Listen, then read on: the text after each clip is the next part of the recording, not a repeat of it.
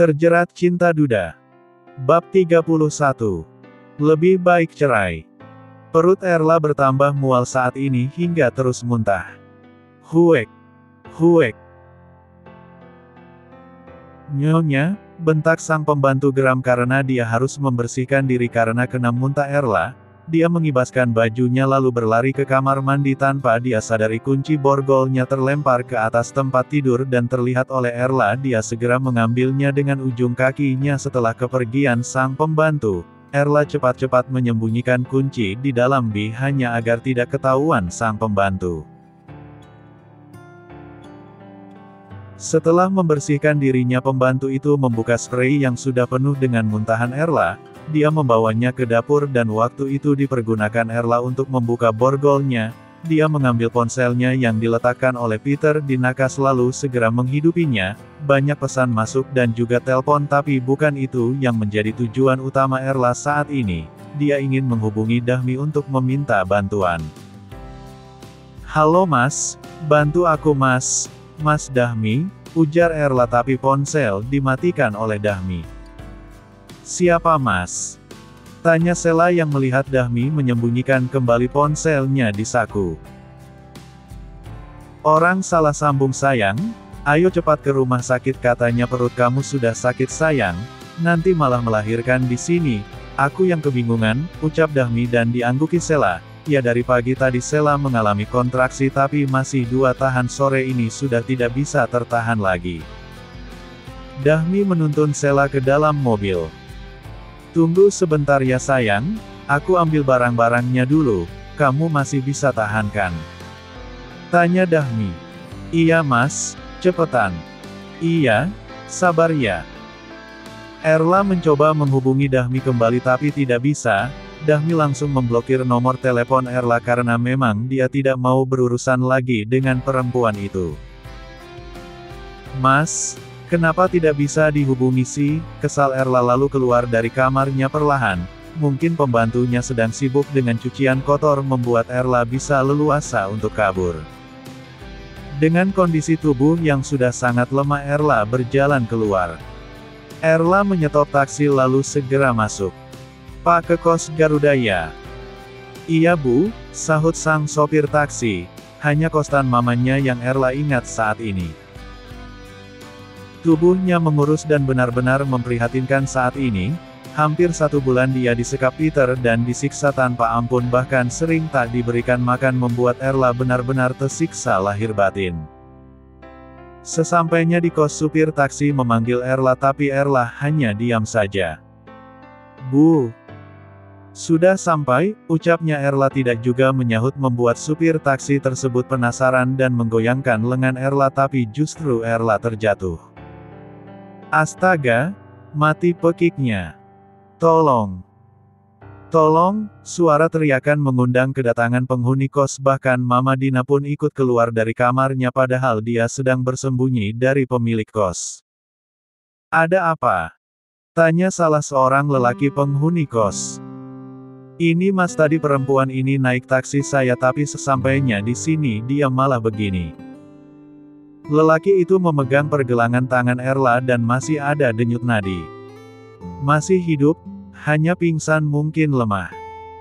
Kondisinya juga seperti habis disiksa," bisik salah satu penghuni kos lainnya. "Bawa ke rumah sakit saja Pak." "Tapi, bawa saja Pak, kasihan." "Iya Pak. Untuk kali ini saya bantu bayar taksinya tapi setelah itu saya tidak tahu lagi, mungkin ada keluarganya di sini." tanya lelaki itu dan dijawab gelengan oleh yang lain. Mama Dina ikut mendekat karena sangat ramai saat melihat perempuan tergeletak di taksi membuatnya menjerit histeris. "Erla! Erla, kenapa kamu nak? Siapa yang membuat anak saya begini?" pekiknya. "Kamu ibunya? Dia pingsan Bu, harus segera diobati." "Kenapa hanya kalian lihatin saja, bantu? Di mana hati nurani kalian?" marah Mama Dina. "Siapa yang bertanggung jawab nantinya Bu?" tanya salah satu penghuni kos. "Kenapa hanya kalian lihatin saja, bantu? Di mana hati nurani kalian?" marah Mama Dina. Siapa yang bertanggung jawab nantinya, Bu? Tanya salah satu penghuni kos. Suaminya kaya raya, kalian tentang saja tidak akan memakai uang kalian. Mama Dina segera masuk. Dia menangis melihat Erla yang terbaring pingsan tidak berdaya. Apa yang terjadi pada anak perempuannya ini? Kondisi pasien lemah. Untuk saat ini pasien harus dirawat intensif dulu, Bu, karena kandungannya juga ikut melemah. Tubuhnya terdapat bekas siksaan, jelas sang dokter. Kandungan. Anak saya hamil, Dok. Ya, Bu, pasien sedang hamil muda saat ini. Nanti akan dipindahkan ke ruangan ya. Iya, Dok. Berikan perawatan terbaik untuk anak saya, nanti akan dibayar semuanya setelah suaminya datang, Dok. Jawab Mama Dina tersenyum kecil karena pasti Erla dan Peter bahagia mendengar kabar ini. Tapi di mana Peter saat ini? Kenapa Erla bisa sendirian dengan kondisi lemah seperti ini? Lalu bekas siksaan itu. Apa perbuatan Peter? Tapi rasanya tidak mungkin. Apa Erla diculik? Pikir Mama Dina. Saat Erla dikeluarkan dari ruang tindakan dan akan dipindahkan ke ruangan, Mama Dina berpapasan dengan Dahmi dan Sela. Dahmi, gumamnya pelan, tapi Dahmi yang sedang membawa Sela ke ruang bersalin tidak menanggapi mantan mertuanya ini. Dia lebih fokus pada istrinya saat ini. Mama Dahmi juga melihat Mama Dina yang sedang mengikuti langkah suster membawa Erla dengan berangkar rumah sakit. Apa yang terjadi dengan perempuan itu, pikir Mama Dahmi. Cek. Rupanya dia juga sudah selingkuh dari Erla dan sekarang istrinya akan melahirkan. Seolah-olah Erla yang salah padahal dia juga selingkuh. Untung saja Erla cepat bercerai dari lelaki pelit itu dan bertemu Peter. Hingga sekarang bahagia, gumam Mama Dina sombong. Bukankah tadi itu mamanya Erla, Dahmi? Iya, Ma. Aku tidak begitu memperhatikannya. Iya, perempuan yang terbaring di tempat tidur itu Erla. Mana suaminya? Mana aku tahu, Ma, lagi pula meskipun Erla bukan urusanku. Ketus Dahmi membuat mamanya tersenyum kecil karena anak lelakinya ini benar-benar sudah melupakan Erla. Memang Erla perempuan yang tidak baik menurutnya, tapi karena rasa tanggung jawab membuat Dahmi mau menikah dengan Erla saat itu. Pelan-pelan ya, Bu. Nanti diajarkan cara mengedannya. Untuk saat ini berbaring dulu ya. Kami akan siapkan alat untuk persalinannya, ujar bidan tersebut ramah dan diangguki Sela. Sela bukan perempuan cengeng, dia terus menahan rasa sakitnya agar Dahmi tak khawatir. Bahkan di saat seperti ini saja kamu selalu tenang, sayang. Kamu memang perempuan yang baik, batin Dahmi melihat wajah sang istri yang mulai memucat. Mana yang sakit, sayang? Tanya Dahmi sambil terus mengelus lembut perut Sela. Tidak ada, Mas. Kamu di sini saja ya, pinta Sela dan diangguki Dahmi. Dia memang tidak berniat meninggalkan istrinya ini. Dahmi ingin melihat perjuangan Sela untuk melahirkan buah cinta mereka. Ah! Terdengar lenguhan dari mulut Erla. Kamu sudah bangunlah.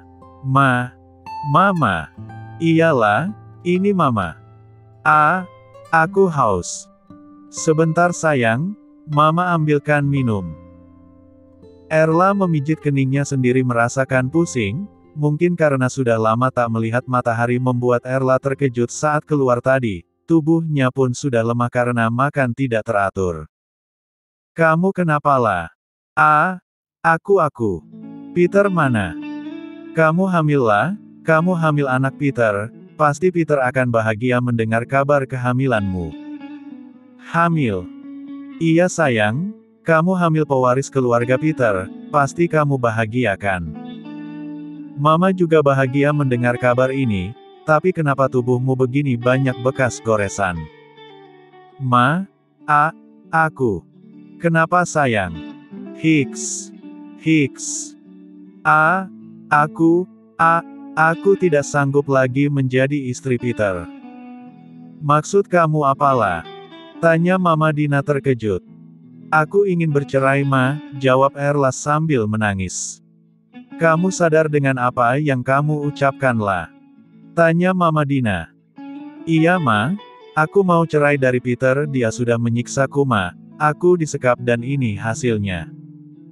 Mama bisa lihat sendiri kan tubuhku lebam semua. Lah, kamu hamil saat ini, bagaimana mungkin kalian bercerai? Siapa yang akan menghidupi anakmu nantinya? Pertengkaran di rumah tangga itu biasa. Ma, aku bisa kerja. Tidak semudah itu Erla, lebih baik dinafkahi daripada mencari nafkah sendiri. Apalagi Peter orang kaya raya, banyak perempuan yang mengincarnya. Aku sudah tidak sanggup Ma, biarkan aku bercerai saja, mohon Erla. Lah, kamu pikirkan lagi, kamu lagi emosi sayang, bisa saja Peter marah karena memang kamu yang salah.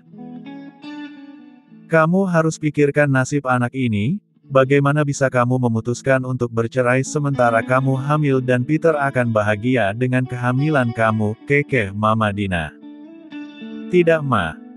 Peter tidak suka aku hamil, Peter tidak menginginkan adanya bayi di pernikahan kami. Mama Dina terdiam sejenak, pernikahan yang baru sebulan sudah dilanda masalah, dia tidak bisa membiarkan ini begitu saja. Ma, aku mohon, aku tidak ingin lagi bersama Peter, isak Erla. Oke,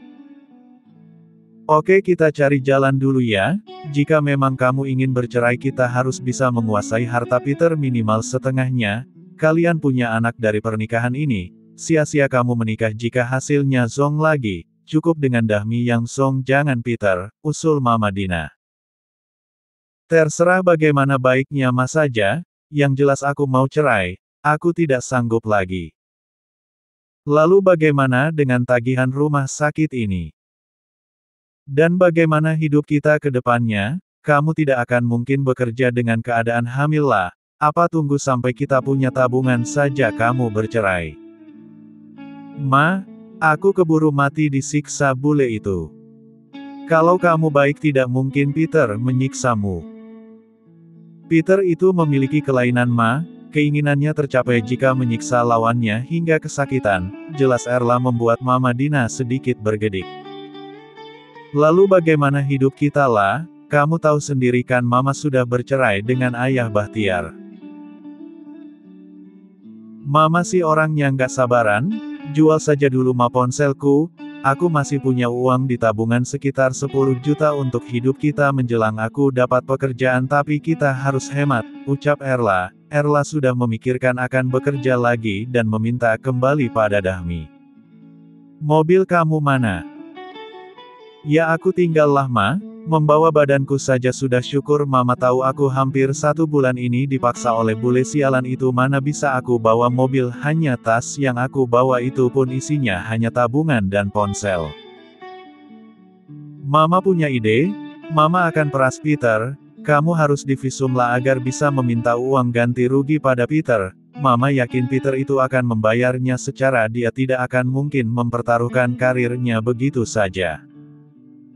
Terserah Mama, aku tidak mau berurusan dengan orang jahat seperti dia, aku trauma Ma.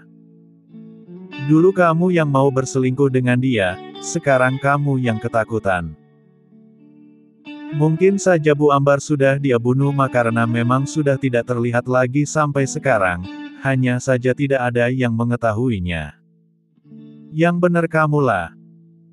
Bisa jadikan Ma. Masa Bu Ambar membiarkan begitu saja si bule itu menikah lagi kalau dia masih ada? Aku takut nasibku bakal seperti Bu Ambar Ma, ujar Erla ketakutan. Di tempat lain. Sayangnya Oma, lucu ya, persis sekali dengan hidung kamu Dahmi. Iya Ma. Iya Sel, Mama jadi ingat Dahmi kecil dulu, tubuhnya putih seperti ini, ujar Mama Dahmi. Selamat ya sayang, akhirnya Mama punya cucu, terima kasih, lanjut Mama Dahmi sambil tersenyum manis menatap bayi lelaki yang baru saja dilahirkan Sela. Iya Ma, aku juga senang bisa jadi bagian dari keluarga ini, ucap Sela sambil menggenggam tangan Dahmi. Lengkap sudah kebahagiaan Dahmi, rumah tangga yang utuh dengan saling cinta dan anak lelaki sebagai penerusnya, belum lagi restu orang tuanya, semuanya begitu sempurna. Mas Sela melahirkan, aku ingin menjenguknya, ujar Nia. Kapan? Tadi Sela mengabariku, anaknya laki-laki juga Mas bisa jadi teman Juna nantinya.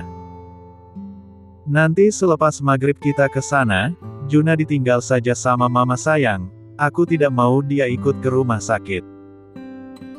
Oke, nanti aku peras dulu ASI-nya Mas agar Juna nggak rewel, Mas pulang sore hari ini. Tanya Nia. Sepertinya iya, ada beberapa hal yang harus aku kerjakan, jawab Ben. Hari ini pengacara Ben dan Ambar akan memasukkan laporan untuk Peter. Ben sudah cukup yakin kalau Peter sudah kewalahan saat ini. Sebelum dia menjual seluruh asetnya dan kabur ke luar negeri, lebih baik Ben menyelesaikan dia terlebih dahulu. Aku berangkat ya, mau pesan apa saat aku pulang? Tanya Ben sambil mencium kening Nia. Tidak ada Mas, semuanya masih lengkap. Ya sudah aku pergi. Hati-hati Mas jangan ngebut, pesan Nia dan diangguki Ben. Di sepanjang jalan Ben tersenyum puas karena semalam anak buahnya melaporkan hasil kerjanya. Peter sudah bangkrut total, bahkan sebagian karyawan sudah dipecat tanpa pesangon, hingga mereka ingin menuntut Peter atas pemecatan sepihak yang tidak diberikan pesangon. Kerja yang bagus, gumam Ben pelan. Ini uangnya lah.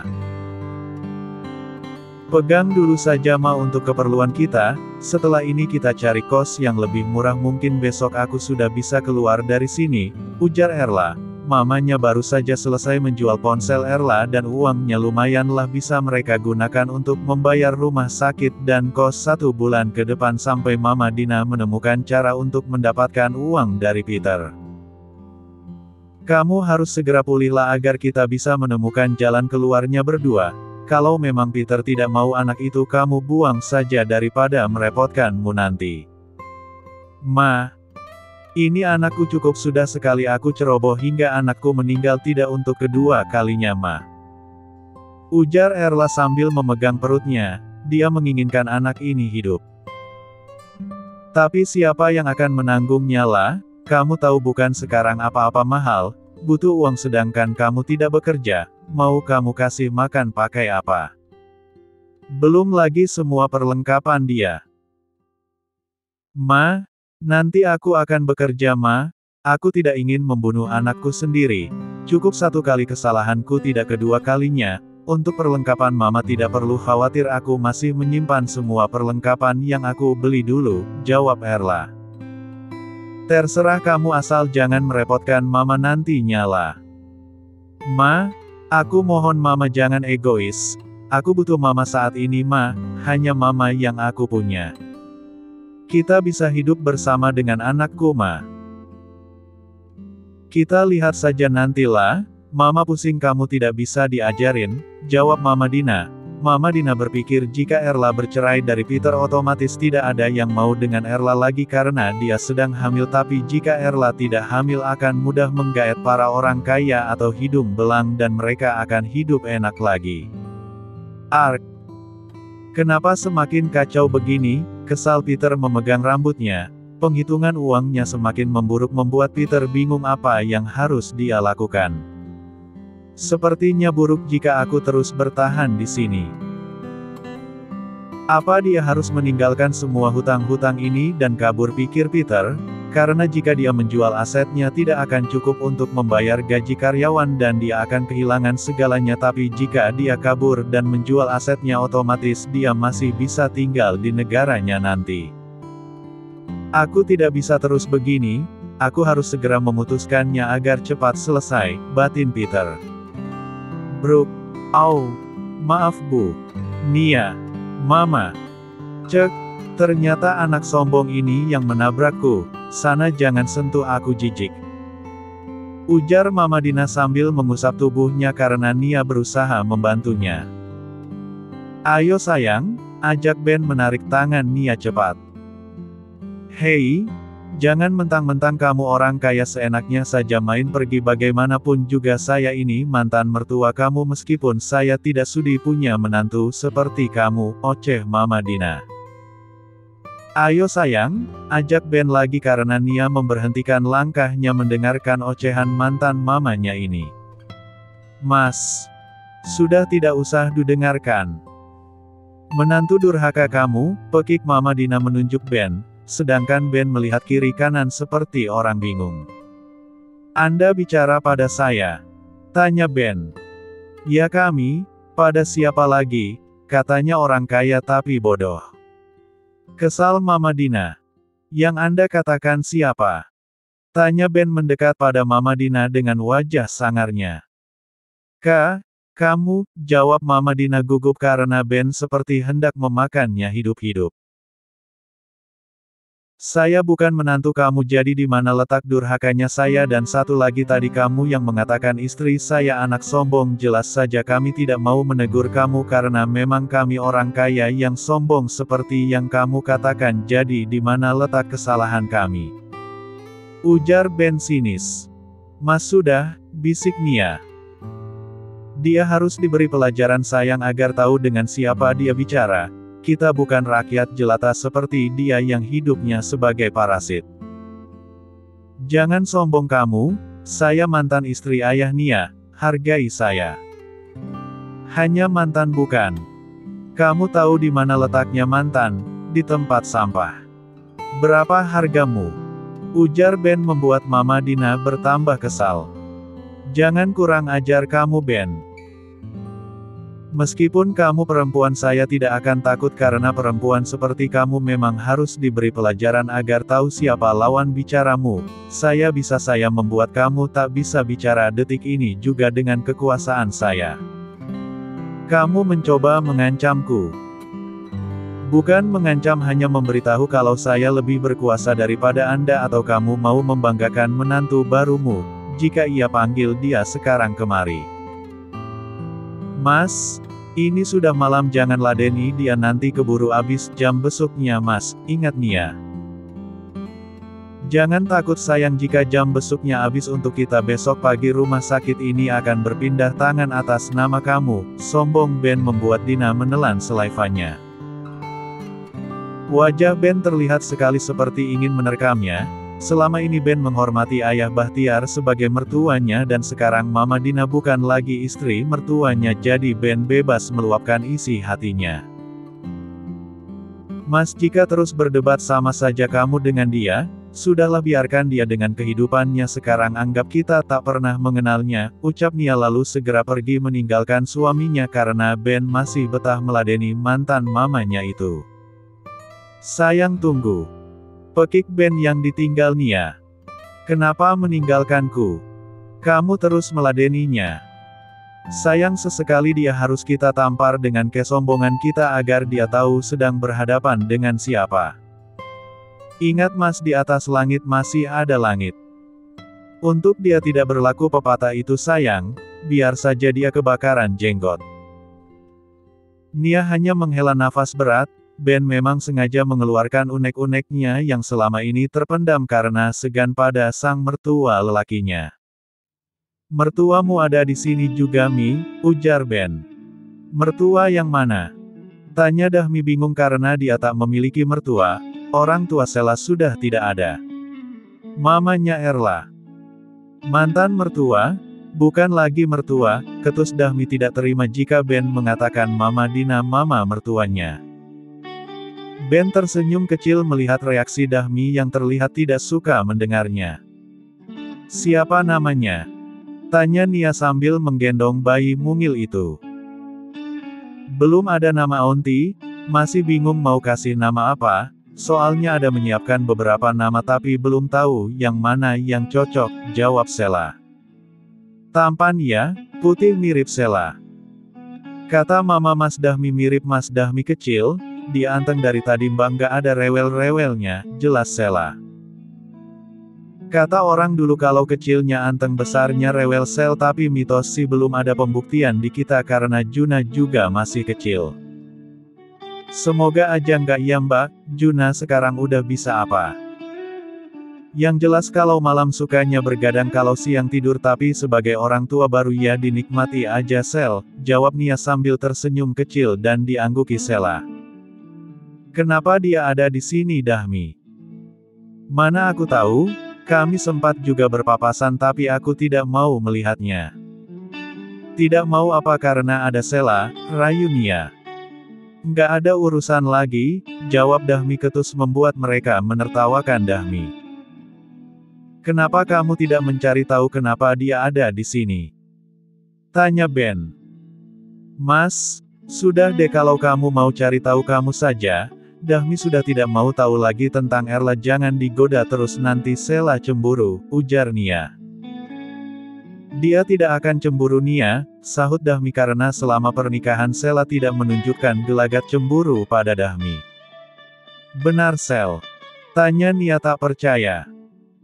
Bukan tidak cemburu tapi aku merasa tidak ada yang perlu dicemburukan karena awalnya akulah yang menjadi duri dalam rumah tangga dia Mbak, jadi bagaimana mau cemburu.